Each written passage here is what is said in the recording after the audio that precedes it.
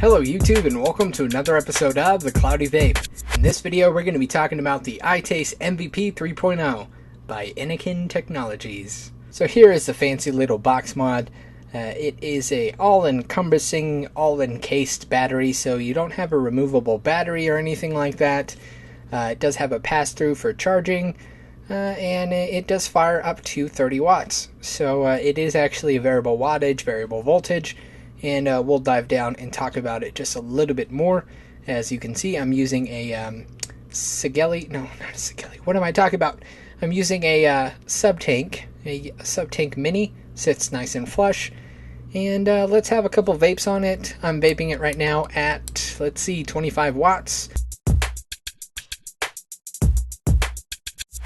I vape on this just to say, this thing puts out some power and it charges really, really quickly.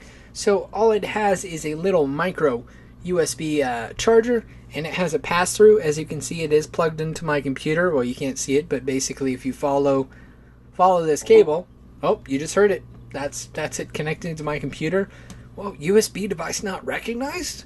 Wait, you don't know what this is, Mr. Computer? It's a vape. It's an MVP 3.0. Alright, so I'm going to vape on it with the pass-through, so you can see it with the pass-through. Although, I wouldn't recommend vaping through pass-through. It's just, I'm paranoid.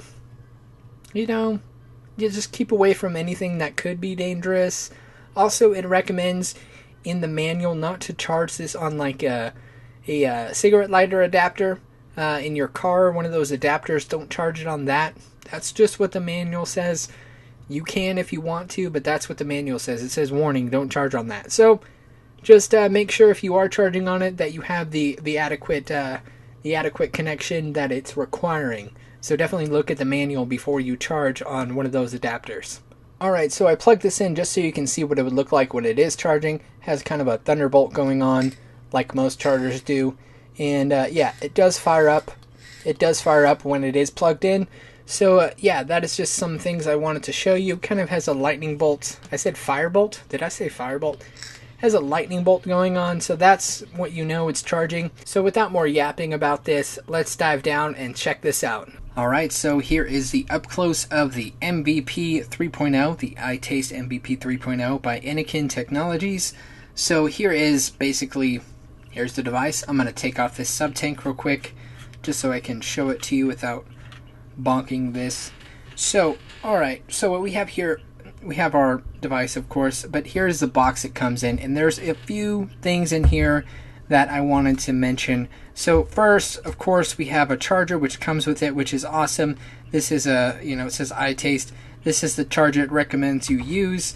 Don't use a cheap charger, of course. So this is where the device sits. Basically, you also have an adapter for an Ego style 510.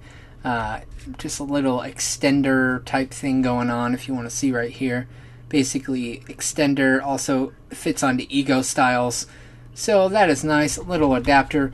And then if you pull off this foam, this is where all your pertinent information is as far as manual and all that good stuff. And you also have some stickers. Oh, look at that. Kind of like Apple sends stickers. That's a sticker for this. So this is just a little manual on what's going on. Just tells you a little bit about what's going on in here. And I thought there was a warranty in here. I could be wrong. Let's see. Yes, warranty information. It gives you a link about warranty information at the end.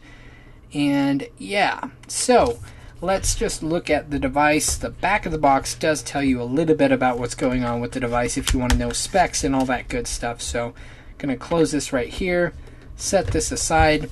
The back of the box does state a few things. It says on-off battery switch, low voltage warning, short circuit, atomizer protection, over discharge protection, vape while charging technology, remember /voltage /wattage setting, portable power source for electronic products. That's more like a mobile charger. So a few of the technical specs: operating voltage is 3 volts to 9 volts.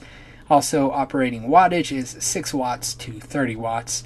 Standby current is 100 UA max, and max output wattage is 30.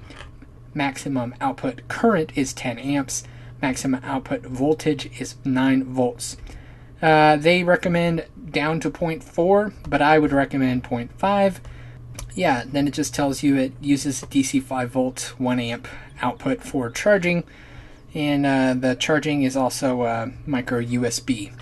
So you're not going to get an Apple Thunderbolt, of course, because that's proprietary.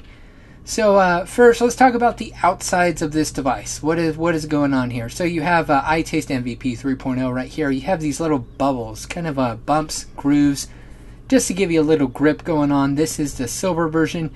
There is, I believe, like four colors: blue, pink, black, and silver. I believe there might be other colors.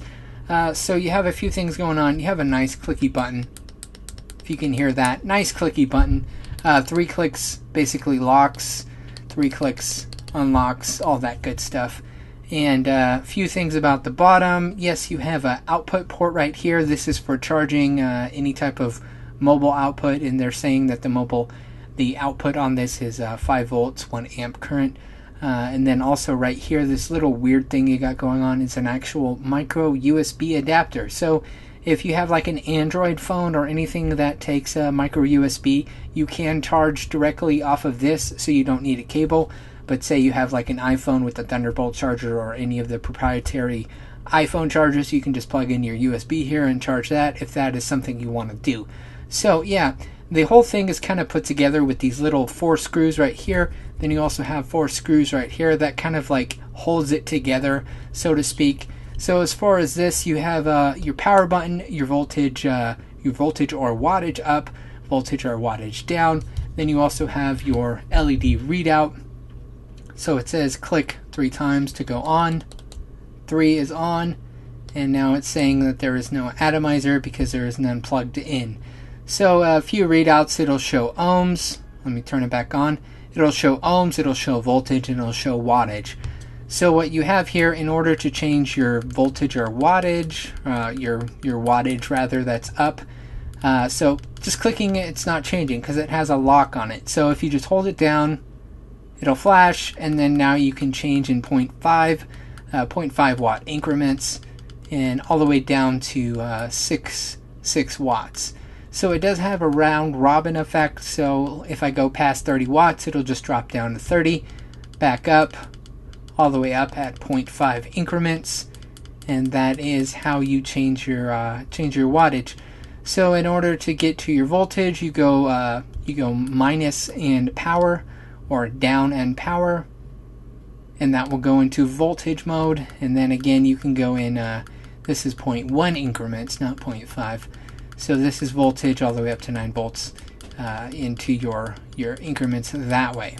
And also, I believe round robin, yes, 3 volts, 9 volts. So if you go past 9 up, it will go right back to 3, and so on and so forth. So that is how you change it. And if you want to get back into your wattage mode, you just hold your power up, or your up button, your plus button, and your power button at the same time. Hold it for a few seconds, and boom, there you go into wattage mode. So those are a few features. A few cool features going on. 3 clicks locks it. Now it won't fire. 3 clicks turns it on, turns it off, all that good stuff. So right here, this is one thing I did not mention. This is where you actually charge at. So you get your little micro USB that comes with the device, and you charge it from there. Looking on the top, you have a nice 510 connection, or you have the adapter for the Eco style threading. And I do not believe this is spring loaded. Let me get something and poke it. Let me grab something and poke it. Yay, so I poked it and it is spring loaded. Yes, so this is a spring loaded 510. Does sit flush on the majority of things. So I assumed it was spring loaded. I just didn't want to say something stupid and then you guys cry about it in the comments. Just joking, you guys don't cry.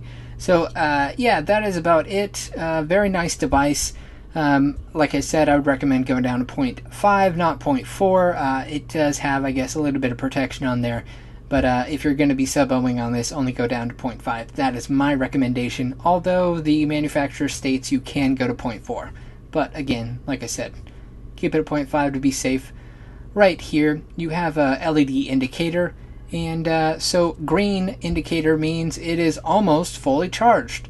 Yellow means half power, and red means charge it. Don't be dumb and charge it. That's what red means. So this little thing will light up. It'll have a few indicators.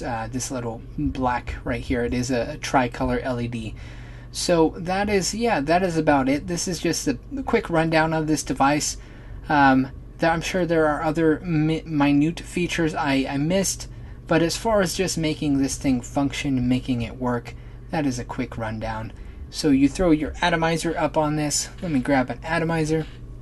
Here's a sub-tank mini. I'm going to throw that down on there. Just like that. Screw it down, and as you can see, because it's spring-loaded, sits flush. Snug, snug, snug, snug as a bug. It sits flush. So 3 clicks. Now it's going to flash a few lights when you first turn it on. Now it's showing that it's low power when I fire it. So if you see here, well, it's upside down. So it is about half battery life, so it is low power.